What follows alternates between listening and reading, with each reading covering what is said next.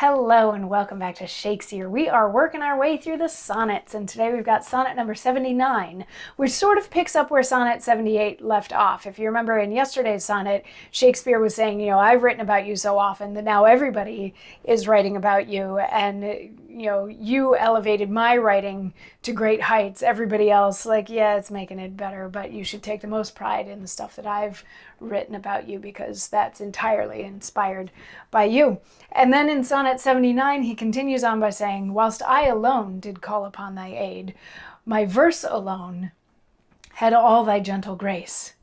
But now my gracious numbers are decayed, and my sick muse doth give another place. I grant, sweet love, thy lovely argument deserves the travail of a worthier pen. Yet what of thee thy poet doth invent, he robs thee of, and pays it thee again.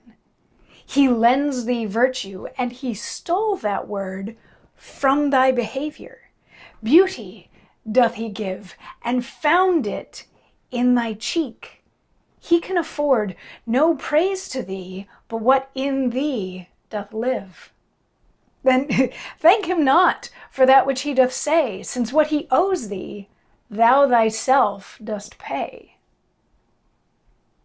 So there's a little bit of self-deprecation continuing on in this one, but to me this one also smacks of jealousy. Shakespeare at the beginning acknowledges that, for a while there, the fair youth was his muse and his muse only, but now the fair youth is being courted by all of these other poets who are writing beautiful things about him. And he says, granted, it's fair, better writers than me should be writing about you because you deserve that kind of thing. But the only things that they're writing are things that are truthful about you. He's writing about your virtue because he can see that you're virtuous. He's writing about your beauty because he can see that you're beautiful.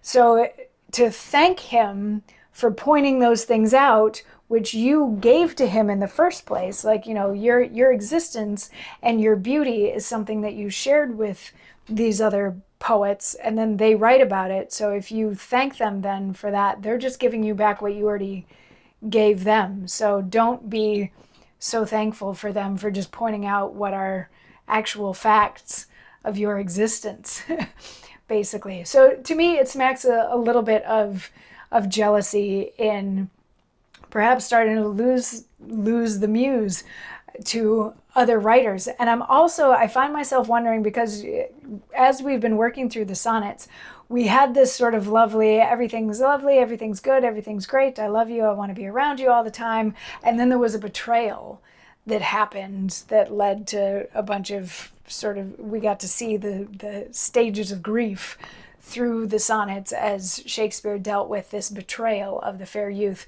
And I'm wondering if maybe there's another one coming around the bend, because we seem to be following sort of a similar pattern. Things were all sorts of great, and now we're getting self-deprecating, and now we're getting jealous, and I wonder if that's going to end up blowing up in Shakespeare's face. So anyway, do you have any thoughts? Any guesses? Maybe you've already read all the sonnets and leave a comment in the comment section, and I'll see you tomorrow for Sonnet 80.